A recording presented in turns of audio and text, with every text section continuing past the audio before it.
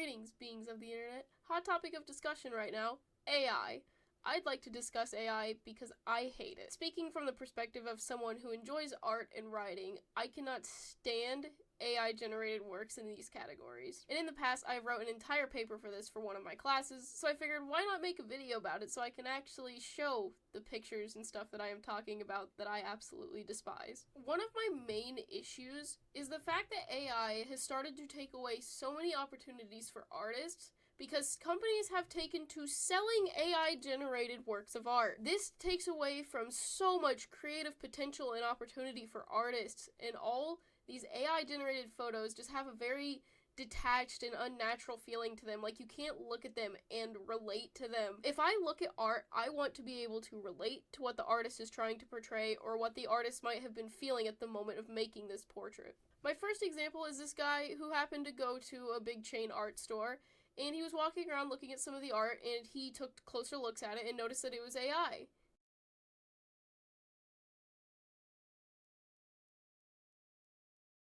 A lot of people in the comments on this video weren't wanting to believe that the works were AI, so he made a separate video discussing about how you can spot AI art, and he can explain it a lot more in depth as he is an artist himself. He can explain it a lot more in depth than I can, so here's his thoughts. This weird texture on the petals, these little lines of dots, right?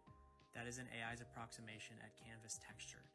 You can tell it's not real canvas texture because it's not uniform, right? Canvas texture is straight lines up and down and across. Texturing in the ears that doesn't have a definitive brush stroke or palette knife stroke to it. It has these weird artifacts sticking out randomly, right? Those don't make sense in the context of the image. Now, along with what he was discussing, people in the comments were also pointing out different ways of spotting AI artwork that aren't as obvious as messed up hands or very unnatural positioning of things. But with the kind of work that he was showing, you can't really, like any normal person, isn't gonna look at the art and immediately know that it's AI, so that's how these companies are gonna get away with selling this shit. I've also stumbled across posts talking about another chain art store that was also selling AI work, but these ones were a little more obvious. Like, for example, you have this one. I have no idea what's happening with the wolf's legs, you tell me, but something looks a little unnatural there. Or, you got this one, my personal favorite. It looks normal at first, but if you zoom in and look at her hand and her wrist positioning, that's not how your wrist is supposed to work, and if it works like that, I think you need to go to the hospital. Now, those two were some of the most obvious ones that I saw, but other people were making posts where they would point out different smaller things that you can notice, where there's just little inconsistencies or even watermarks left on the artwork. The thing that all of these works do have in common is none of them feel human, and there's just visibly off things about them. They aren't really pleasing to the eye to look at, and you don't really feel anything when you look at them. Now, the easiest way to spot AI is looking at what usually is AI's biggest enemy, which is oftentimes hands, feet, and legs. Whether it be there's too many fingers, not enough fingers, the hands are in impossible positions, the feet have too many toes or they're bent weird, or if you look at animals, they either have too many or too few legs. Continuing with companies using AI, my biggest complaint right now is a popular soda company that was known for their Christmas commercials. They released commercials for this year, and every single one of them is AI generated. I don't know how much of them I can get away with showing, so I'll just show some clips and images from them, but they are so very clearly AI generated, and they have this soulless feel to them.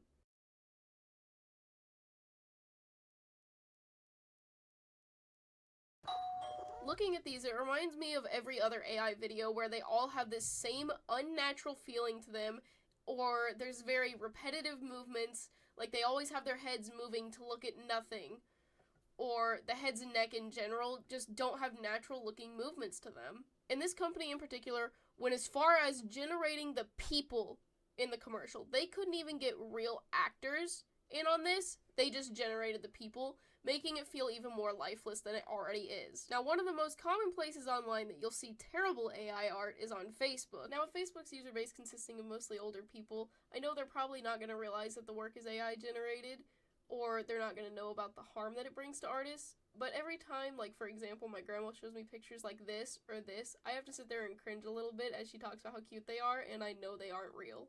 And along with that, if you go into the comments of some of these posts like that, you'll either find old people commenting about how cute it is, or you'll find bot-generated comments that are just complimenting it in the most basic way. And that takes me on to AI writing. And I know a lot of you have probably seen the AI overview or AI summaries of online reviews. Like, the most common examples that were circulating was AI telling people to put glue in their cheese or to eat one small rock a day. Now, this is because it is collecting data from all sources and all corners of the internet, even if they're unreliable, and they could even be satire posts made on Reddit. I have found a few more posts that I would like to mention. Like, for example, this AI overview talking about fake gophers. It claims a fake gopher is an image that doesn't follow the rules of gopher design.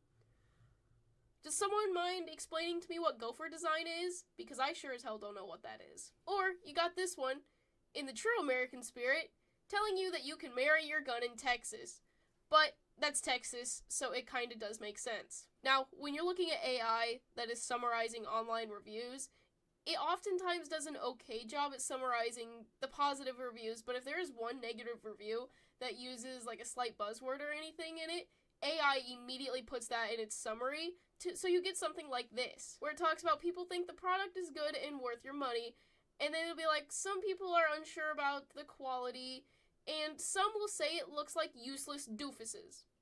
Now, don't get me wrong, I am entertained by this, how you have like a decent review, and then out of nowhere you just get an off-the-wall term thrown in there that makes it seem not as trustworthy. And I could make an entire separate video scrolling through the posts that I find about this, because I do find it entertaining, knowing that this thing that is capable of bringing so much harm to artists is still not capable of doing some things properly. Another thing when it comes to AI writing is using it when you are trying to write an essay. I cannot stand the way that AI writing sounds. It sounds very bland and monotone, and oftentimes uses repetitive language, or it's like that person that tries to use big words to sound smart, but then it just ends up sounding really unsure, and sometimes it's not even correct of what it's talking about. Now, I have seen this once. Someone in one of my high school classes decided to use AI, not just for a little bit of their rough draft, but they tried to get away with using AI for their entire rough draft, and it was very clear that it was not their writing style and not their level of vocabulary. When you ask AI to generate you a paragraph or an essay, it starts it in a very similar way. Like, if you're asking it to summarize a book for you, it often starts with, oh, the name of the book is about the character, and then it gives the character a little bit of backstory, and then it tells a little bit about what they did in the book, and it starts it that way almost every single time. Like, this writing has no personal style to it, or no, like, human-sounding tone in the writing. On a different note, I will say that, in my personal opinion, I think it's fine to use AI if you need prompts or inspiration, because as someone who enjoys writing, I understand that writer's block is a bitch, and sometimes I use AI as a quick fix. Overall, I cannot stand the use of AI in almost any creative instance, as all the work feels soulless. You can't really feel any attachment or relate to it, because there are no human qualities about it that make it relatable or enjoyable. I think there should be very limited instances to when it should be used, but even then, the work still needs to be altered to be your own unique style, and if you use it as a source of inspiration, don't make it an exact copy. Put your own creative thoughts into it. As AI continues to grow and evolve, I think it needs to be a continually discussed subject, so there can be rules and regulations on about how AI is implemented into schoolwork, work, or artwork in general. But let me know your thoughts on AI in artistic fields, or your experience with AI overviews and reviews, and we can discuss. That's all I have for this topic for now. I have to go play dodgeball with a plasma ball now. Enjoy your next internet endeavor.